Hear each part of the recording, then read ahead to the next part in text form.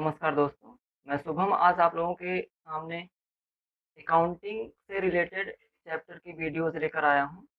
आज मेरा यूट्यूब पर पहला वीडियो है और इसमें हम देखेंगे अकाउंटिंग कॉन्सेप्ट के बारे में कि हमें अकाउंटिंग कॉन्सेप्ट की ज़रूरत क्यों पड़ी और ये हमारे लिए कितना उपयोगी है और ये कहाँ-कहाँ हमारे लिए यूज़ हो सकता है। तो हम एक एग्ज़ाम्पल से समझते हैं, जैसे कोई एक बिज़नेसमैन है, उसके अंडर में कई सारे अकाउंटेंट काम करते हैं। अगर अकाउंटेंट कई हैं, तो उन सब के लिए एक जैसी चीज़ों उनके काम एक जैसे ही होंगे। जैसे हम एक एग्ज़ाम्पल से समझ रहे हैं कि अगर एक व्यवसाय का जो मालिक है, वह अपने अकाउंटेंट को एक ही तरीके के लेखांकन को करने के लिए उनको एक ही ट्रांज़ैक्शन को देगा। तो वे क्या करेंगे कि यदि उन सब की जो नियम और मान्यताएँ बनाई गई हैं, जो उनके लिए अवधारणाएँ बनाई गई हैं, वो एक जैसे नहीं होंगे, तो क्या होगा कि पाँचों लेखांकनकर्ता जो होंगे, वो अपने-अपने तरीके से अपना-अपना रिज़ल्ट देंगे, पर वो रिज़ल्ट उन सब के लिए एक समान नहीं होगा। हो सकता है कि वे अपने तरीके से उसमें कुछ चेंजिंग करें। और होगा क्या कि उस व्यवसाय का जो फाइनल रिज़ल्ट है, जो प्रॉफ़िट आएगा वो अलग-अलग हो सकता है आ जाए। तो इसके लिए अकाउंटिंग में एक कॉन्सेप्ट की वो है कि लाया गया है कॉन्सेप्ट, अकाउंटिंग कॉन्सेप्ट। तो हम समझते हैं कि लेखांकन अवधारणाएँ होती क्या हैं और इसको हम किस तरीके से अकाउंटिंग में इन्वॉल्व करते हैं। तो हम पहले उसको हम देखते हैं कि ये अकाउंटिंग जो लेखांकन अवधारणाएँ हैं, ये क्या हैं? जैसा कि हम जानते हैं कि लेखांकन अवधारणाएँ उन मान्यताओं की परिभाषाएँ देती हैं, जिनके आधार पर किसी भी व्यावसायिक संस्था के वित्तीय विवरण को तैयार किया जाता है। यानी कि जो लेखांकन अवधारणाएँ होती हैं, वे किसी भी व्यावसायिक संस्था के वित्तीय विवरणों को किस तरीके से लेखा किया जाता है, किस तरीके से तैयार किया जाता है, हमें ये बताती हैं। और कुछ अवधारणाओं को सोच भी लिया जाता है, उनको मान्यताएँ भी दी जाती हैं कि लेखांकन में उनको स्वीकार किया जाएगा कि नहीं। लेखांकन के प्रति उनकी समुचित ढाँचा तथा आंतरिक तर्क की जो व्यवस्थाएँ की जाती हैं, उन्हीं के आधार पर लेखांकन में लेखे किए जाते हैं। तो हम समझते हैं अवधारणा शब्द, यानी कि जो अकाउंटिंग अवधारणाएँ होती हैं, वो क्या होती हैं? जैसा कि हम जानते हैं कि accounting concept define the assumption of the basic of which financial statement of business entity and are prepared। यानी कि जो हम वित्तीय लेन-देनों को या किसी भी वित्तीय स्थिति की जानकारी के लिए हम व्यवसाय के लेन-देनों का लेखा करते हैं। तो हम समझते हैं कि कॉन्सेप्ट का अर्थ क्या है? कॉन्सेप्ट का अर्थ है आइडिया और नोशन। यानी कि आइडिया का मतलब है कि उसके विचार या हम कह सकते हैं कि दृष्टिकोण विच हैज़ यूनिवर्सल एप्लीकेशन, जो कि हर कोई अकाउंटिंग में मानता है। Financial transaction are interpreted in the light of the concept which govern accounting methods, जो कि वे लेखांकन मान्यताएँ जो होती हैं, वे इस आधार पर सृजन करती हैं कि जिनके आधार पर लेखांकन की नींव रखी गई है। और हम देखते हैं कि this accounting concept lay the foundation on the basis of which the accounting principles are formulated। यानी कि अकाउंटिंग के जितने भी लेखांकन होते हैं, वे हम लोग इसी कॉन्सेप्ट के आधार पर करते हैं। पहले तो हम समझते हैं कि ये कितने प्रकार के होते हैं। हम एक-एक करके देखेंगे। पहला क्या है? मनी मेज़रमेंट कॉन्सेप्ट, मुद्रा माप अवधारणा। उसी तरीके से और भी आगे हैं, जो कि टोटल कुल मिला के 11 अवधारणाएँ हैं, 11 कॉन्सेप्ट हैं। इसका आप स्क्रीनशॉट ले सकते हैं। इसका वीडियो को पॉज़ करके आप स्क्रीनशॉट ले सकते हैं। तो आइए हम आगे एक-एक करके नेक्स्ट देखते चले जाएँगे और उसको समझेंगे। जहाँ भी आपको कोई कन्फ्यूज़न होती है, उसको बार-बार आप बैक करके देख सकते हैं। तो पहला हम देखते हैं कि मनी मेजरमेंट कॉन्सेप्ट क्या होता है, यानी कि मुद्रा माप अवधारणाएं क्या होती हैं। जैसा कि हम जानते हैं कि इस अवधारणा के अंतर्गत हम व्यवसाय में उन्हीं लेन-देनों का रिकॉर्ड रखते हैं जो हम मुद्रा में माप सकते हैं। यानी कि हम कह सकते हैं कि which transactions that can be measured as currency और रिकॉर्डेड, यानी कि जो भी हम लेन-देन मुद्रा में मापेंगे, उन्हीं को हम व्यवसाय की पुस्तकों में रिकॉर्ड करेंगे। जैसे कि हम कह सकते हैं कि यदि हमने कोई भी माल यानी कि गुड्स परचेज़ किया, तो उसका हम रिकॉर्ड अपनी पुस्तकों में रखेंगे। उसका रिकॉर्ड हम इसलिए पुस्तकों में रखेंगे क्योंकि उन्हें हम मुद्रा में माप सकते हैं। क्या हम किसी भी मैनेजर का जो उसमें काम करते हैं, उनका हम हेल्थ यानी कि उनकी जो हेल्थ है, उसको हम क्या मुद्रा में माप सकते हैं? उनके हम हेल्थ को मुद्रा में नहीं माप सकते, इसलिए उसको हम व्यवसाय की पुस्तकों में रिकॉर्ड नहीं करते। यानी कि वे जो उसमें काम करते हैं, उन वर्कर की दशाएँ क्या हैं? अगर हम इसको मुद्रा में माप सकते, तो इसको हम पुस्तकों में रिकॉर्ड करते। लेकिन हम क्या करते हैं कि उन्हीं लेन-देनों का रिकॉर्ड करते हैं पुस्तकों में, जो मुद्रा में मापी जा सकती हैं। अगला देखते हैं, अगला क्या है? एंटिटी कॉन्सेप्ट, सत्ता की अवधारणा।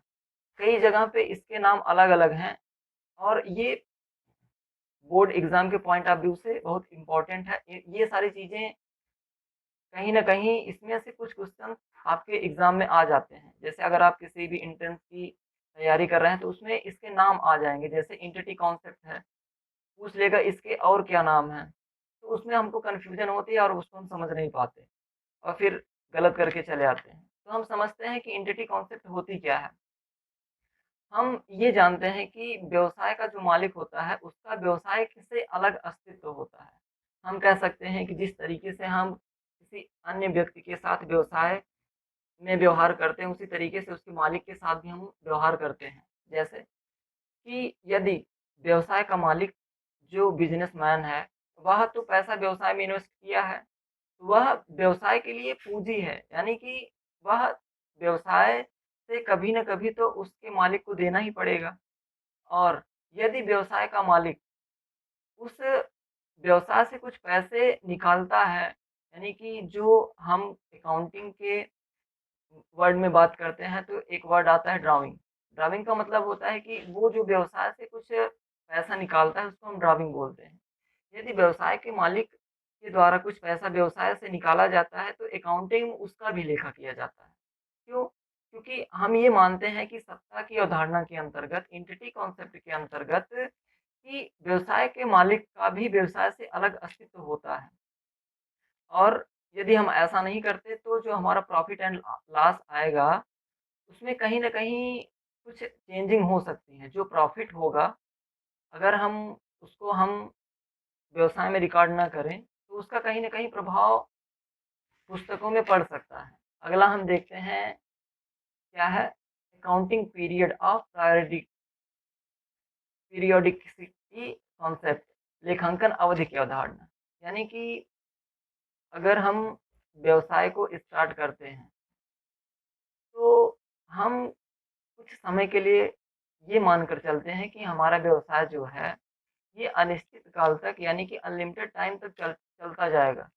यदि हम ये मानकर व्यवसाय करें कि हमारा व्यवसाय कुछ समय के लिए चलेगा और बंद हो जाएगा, तो हम क्या करेंगे कि हमको पुस्तकों को रखने की ज़रूरत ही नहीं पड़ेगी, कुछ हद तक।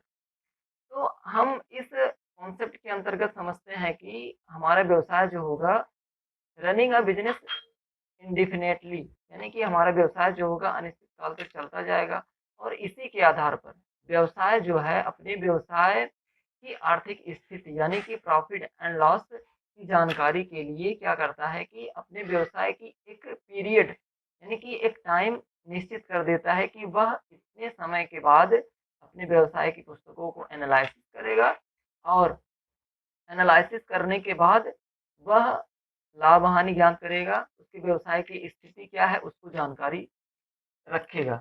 तो वह टाइम 6 मंथ के लिए भी हो सकती है, 12 मंथ के लिए भी हो सकती है। तो बेसिकली ये जो टाइम होता है वह 12 मंथ के लिए ही होता है। जैसे व्यवसाय की जो अवधि निश्चित की जाती है वो 1 अप्रैल से 31 मार्च तक होती है, जिसे हम फाइनेंशियल पीरियड कहते हैं। तो उसके अंतर्गत वह व्यवसाय कि 1 साल की वित्तीय स्थिति क्या रही है, 1 साल में क्या व्यवसाय में क्या लाभ हुआ है, क्या हानि हुई है, इसकी जानकारी हम उस निश्चित अवधि के अंतर्गत करते हैं। और इस बात को कंपनीज़ एक्ट और बैंकिंग रेगुलेशन एक्ट में भी कही गई है कि जो व्यवसाय की एक टाइमिंग होगी वह 12 मंथ यानी कि 1 ईयर के लिए ही निश्चित की जाएगी। 1 ईयर के बाद हम फिर से उस व्यवसाय की अ, वित्तीय स्थिति की जानकारी अगले साल में ही ज्ञात करेंगे। अगला हम देखते हैं, अगला क्या है हमारा एक्चुअल कॉन्सेप्ट, अर्जित अवधारणा। अर्जित अवधारणा क्या होती है इसको हम समझते हैं। इस अवधारणा के अंतर्गत the impact of transactions and other events should be recognised on a business basis. Example के तौर पर हम समझते हैं when disbanded and they are recorded in the accounting records of the period that are reported in the financial statements to which it belongs। यानी कि व्यवसाय के जो वित्तीय विवरण बनाए जाते हैं वे किसी भी बीते हुए इवेंट्स यानी कि जो घटनाएं होती हैं उसी के आधार पर हम क्या करते हैं कि हम पुस्तकों में लेन देन करते हैं। यदि हम व्यवसाय में कोई लेन-देन कर चुके हैं या हम माल खरीदे हैं, गुड्स परचेज़ किए हैं या सेल किए हैं, तो वे हमारे पास्ट की इवेंट ही होगी, जिसके आधार पर हम पुस्तकों में क्या करते हैं, उसका रिकॉर्ड रखते हैं।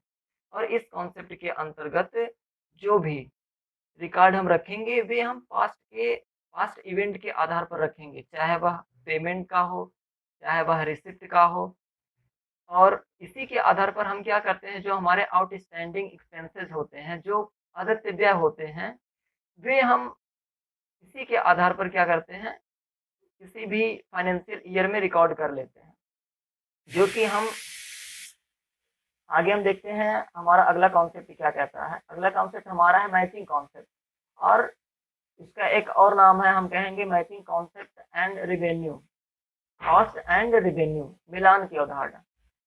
इस अवधारणा के अंतर्गत हम ये समझेंगे, इस कॉन्सेप्ट के अंतर्गत हम ये जानते हैं कि व्यवसाय के 2 पहलू होते हैं, एक लेने वाला, एक देने वाला, एक पाने वाला, एक देने वाला, या आने वाली या जाने वाली। यानी कि किसी भी व्यवसाय की जो मैचिंग कॉन्सेप्ट होती है, इसके अंतर्गत हम समझते हैं कि यदि कहीं वह एक्सपेंस है, तो कहीं न कहीं वह इनकम ज़रूर है।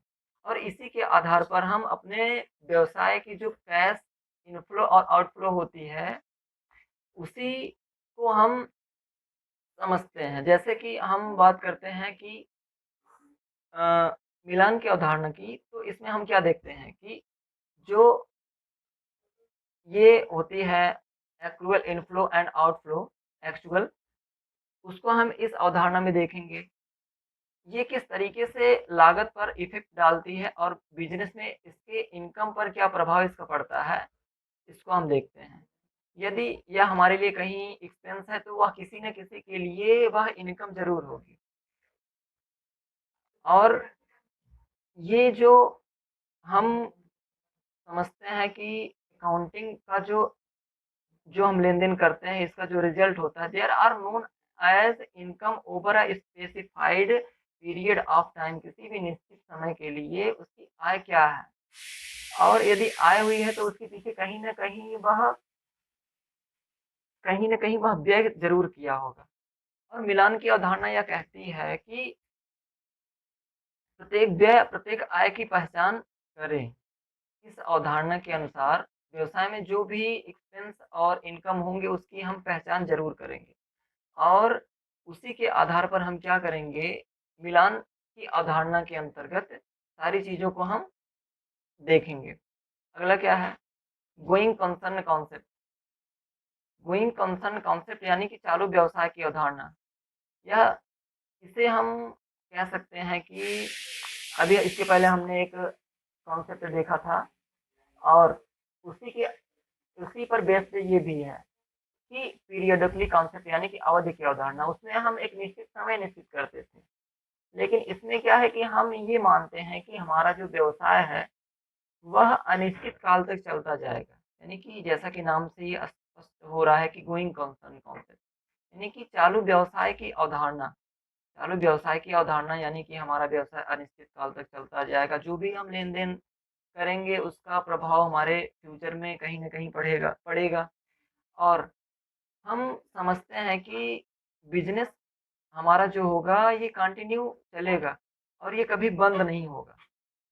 इसी के आधार पर हम क्या करते हैं कि आउटस्टैंडिंग एक्सपेंसेस और प्रीपेड एक्सपेंसेस जो होते हैं, उनका हम अपनी अकाउंटिंग में रिकॉर्ड करते हैं और वर्ष के अंत में हम उसका लेखा अपनी पुस्तकों में करते हैं। और एक अकाउंटेंट यह व्यवसाय को यह मानकर चलता है कि अकाउंटेंट यह मानता है कि उसका व्यवसाय अनिश्चित काल तक चलता जाएगा और भविष्य में जो भी एडजस्टमेंट किए जाएँगे, वे कहीं न कहीं एडजस्ट हो जाएँगे। जैसे कि हमारा आउटस्टैंडिंग एक्सपेंसेस है, प्रीपेड एक्सपेंसेस है, इनका प्रभाव हम फ्यूचर में देखेंगे क्योंकि हम ये मानते हैं कि ये अवधारणा मानती है कि हमारा व्यवसाय अनिश्चित काल तक चलता जाएगा। अगला क्या है? अगला हम देखेंगे कॉस्ट कॉन्सेप्ट, लागत की अवधारणा। लागत की अवधारणा के अंतर्गत हम ये समझते हैं कि व्यवसाय के अंतर्गत जो भी हम एसेट्स परचेज़ करते हैं, उन्हें हम उनके लागत मूल्य यानी कि कॉस्ट प्राइस पर ही उसको हम पुस्तकों में दिखाते हैं। और यही कारण है कि यदि भविष्य में कभी भी उस एसेट्स की जो वैल्यू है वो इंक्रीज़ होती है या डिक्रीज़ होती है, तो फिर भी हम उस एसेट्स का जो प्राइस होगा हम वही दिखाएँगे जो पहले थी। अगर हम बार-बार इसको परिवर्तित करते हैं तो उसका प्रभाव इन फ्यूचर हमारी बिज़नेस पर पड़ता है। और हम ये मानकर चलते हैं कि the price of these properties will change from time to time. जैसा कि सब जानते हैं कि महँगाई जिस हिसाब से बढ़ती है उसी हिसाब से चीज़ें महँगी भी होती हैं। लेकिन इसका जो समय के हिसाब से इसके मूल्य में परिवर्तन होगा, उसका अकाउंटिंग पर कोई प्रभाव नहीं पड़ेगा। यानी कि लेखांकन में जो होगा, लेखांकन में उसका कोई प्रभाव नहीं पड़ेगा। यानी कि इसका नो इफ़ेक्ट होगा, कोई भी प्रभाव नहीं पड़ेगा। ठीक? अगला हम देखेंगे, अगला क्या है हमारा वसूली की अवधारणा। वसूली की अवधारणा को हम समझेंगे कि ये होता क्या है। This concept is closely tied to the cost concept. ये पूर्ण रूप से कॉस्ट कॉन्सेप्ट पर बेस्ड है। ये कहीं न कहीं कॉस्ट कॉन्सेप्ट से ही जुड़ी हुई है। कॉस्ट कॉन्सेप्ट में क्या था कि जब हम कोई भी एसेट्स खरीदते थे, तो उसी लागत मूल्य पर ही हम उस पुस्तक में उसका लेखा करते थे। लेकिन वसूली की अवधारणा रियलाइज़ेशन कॉन्सेप्ट के अंतर्गत हम क्या देखते हैं कि जो एसेट्स में जो उसकी वैल्यू में चेंज होगा एसेट्स में, वो when the business charges it, यदि व्यवसाय उसका कुछ चार्ज कर रही है, when the goods sold to cash और credit to a person who is likely to recover the amount. तो यदि वह उधार कोई वस्तु बेचती है या एसेट्स परचेज़ करती है उधार, तो एसेट्स परचेज़ करेगी तो उसके लिए वह कहीं न कहीं पैसा तो पेड करेगी। यदि वह गुड्स को सेल कर रही है, तो उधार सेल कर रही है, तो उसका पैसा उसको कहीं न कहीं मिलेगा ज़रूर। तो इसी के आधार पर हम क्या करते हैं कि we can considered a profit on sale. इसी के आधार पर हम विक्रय पर लाभ को पाते हैं और इसी के आधार पर the profit earning power of the business can be easily measured, कि जो लाभ हम अर्न कर रहे हैं एक ईयर के अंतर्गत व्यवसाय में, तो वह हम वसूली की अवधारणा यानी कि रियलाइज़ेशन कॉन्सेप्ट के अंतर्गत हम करते हैं। और अगला कॉन्सेप्ट हम देखेंगे कि ये क्या है, डुअल एस्पेक्ट, द्विपहलू अवधारणा। द्विपहलू अवधारणा क्या कहती है? अभी हमने देखा था कि मैचिंग कॉन्सेप्ट। यदि मैचिंग कॉन्सेप्ट में हमने देखा था कि यदि कोई भी व्यवसाय में एक्सपेंस हो रहा है, तो कहीं न कहीं वह किसी न किसी के लिए तो इनकम होगा ज़रूर। उसी के तात्पर्य से हम डुअल एस्पेक्ट कॉन्सेप्ट के अंतर्गत देखेंगे कि जो लेन-देन व्यवसाय में किए जाते हैं कि उनके 2 पहलू होते हैं। हम अभी आगे वीडियो में देखेंगे कि डेबिट और क्रेडिट क्या होते हैं। तो इसमें एक शब्द आया है डेबिट और क्रेडिट। तो हम देखते हैं कि जो भी लेन-देन होते हैं वे कहीं न कहीं 2 अकाउंट को प्रभावित करते हैं। जैसे हम बात करते हैं यदि हम कोई गुड्स कैश में परचेज़ करते हैं तो हम क्या देखते हैं कि उसमें 2 खाते प्रभावित होते हैं। एक खाता क्या होता है? एक खाता होता है परचेज़ का और दूसरा होता है कैश का। यानी कि यदि हम जो चीज़ें कुछ खरीद रहे हैं, तो हमारे व्यवसाय में कुछ चीज़ें आएँगी और हमारे व्यवसाय से कुछ चीज़ें जाएँगी। यानी कि यदि हम कुछ खरीद रहे हैं तो या तो एसेट्स खरीदेंगे या तो कुछ गुड्स खरीदेंगे तो वो हमारे व्यवसाय में आएँगी। लेकिन दूसरी तरफ क्या होगा यदि हम पैसा पेड करेंगे तो वह कहीं न कहीं कोई भी व्यक्ति तो पाएगा जिससे हम गुड्स परचेज़ किए हैं, तो वह तो पाएगा ही। तो इसके आधार पर हम क्या करते हैं कि इसी के आधार पर इसी अवधारणा के अंतर्गत हम देखते हैं कि डबल एंट्री सिस्टम का जन्म होता है। ये द्विपहलू अवधारणा क्या होती है कि अस्तित्व में आती है। दोहरा लेखा प्रणाली जिसे हम कहते हैं। आगे हम देखेंगे, इसको हम पूरा एक्सप्लेन करेंगे कि डबल एंट्री सिस्टम होती क्या है, इसमें किस तरीके से हम लेन-देन को रिकॉर्ड करते हैं, उसके क्या नियम हैं, आगे हम देखेंगे। तो इसमें हम फिलहाल इतना देखेंगे कि यदि एक साइड को हम डेबिट करते हैं, तो दूसरे साइड को हम कहीं न कहीं क्रेडिट ज़रूर ज़रूर करेंगे। जैसे हम एक एग्ज़ाम्पल से समझते हैं, ये इसमें देखते हैं हम क्या लिखा गया है कि Sudhir started his business with 40,000 cash capital and 70,000 rupees building.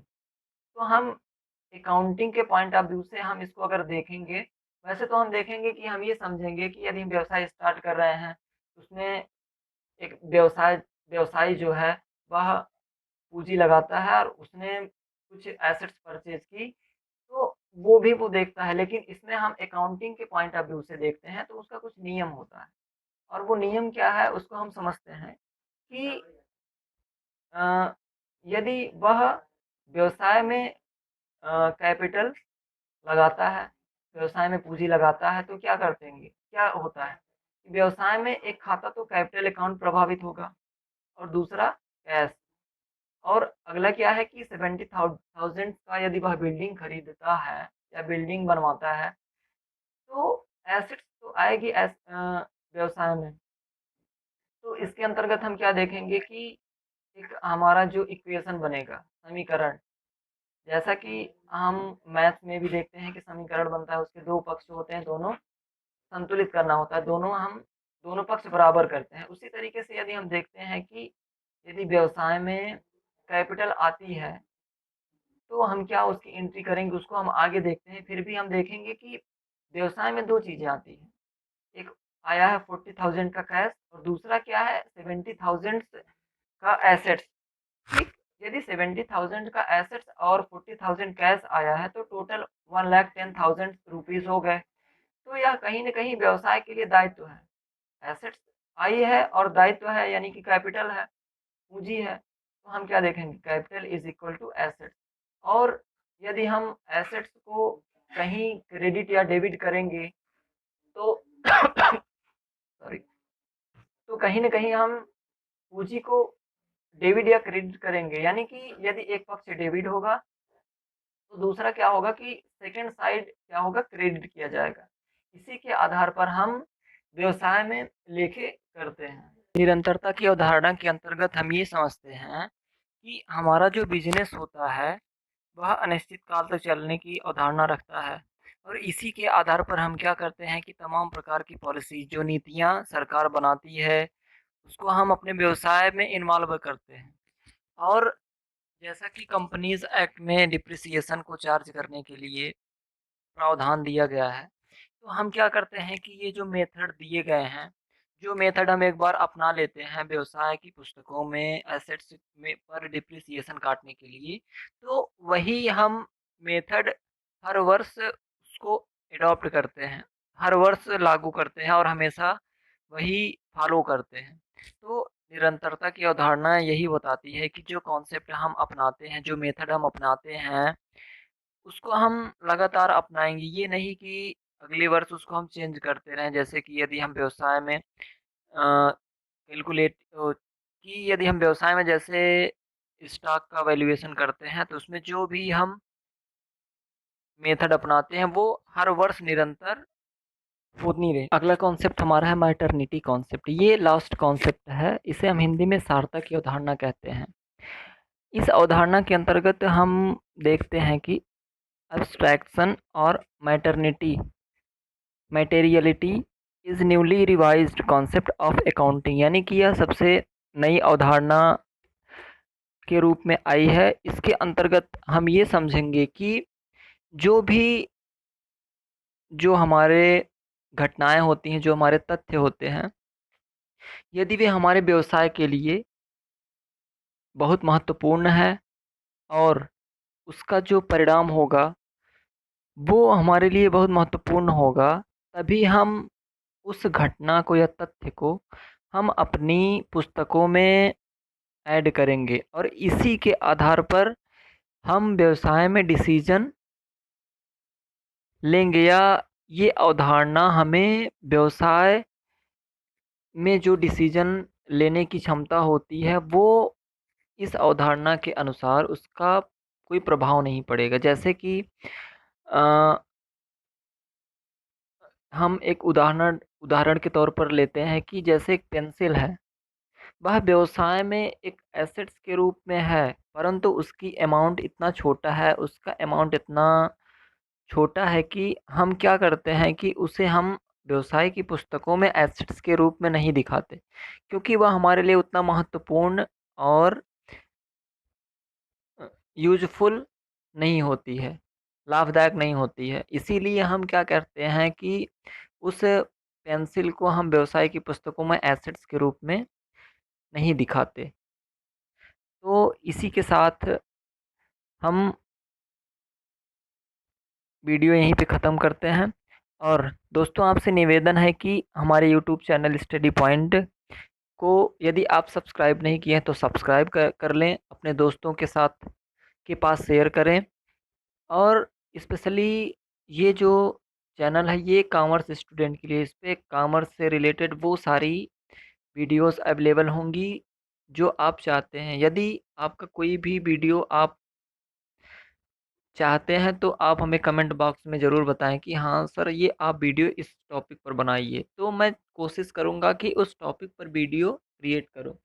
और इसके साथ साथ हमारा फेसबुक पर भी एक पेज है स्टडी पॉइंट करके, आप जाइए और उसको फॉलो करिए, लाइक करिए। इसके साथ साथ टेलीग्राम चैनल पर हमारा चैनल है, और उसका लिंक मैं आपको डिस्क्रिप्शन में दे दूँगा। आप जाइए, जॉइन करिए, और इस वीडियो से रिलेटेड उस पे पीडीएफ नोट्स आपको मिल जाएँगी। धन्यवाद दोस्तों।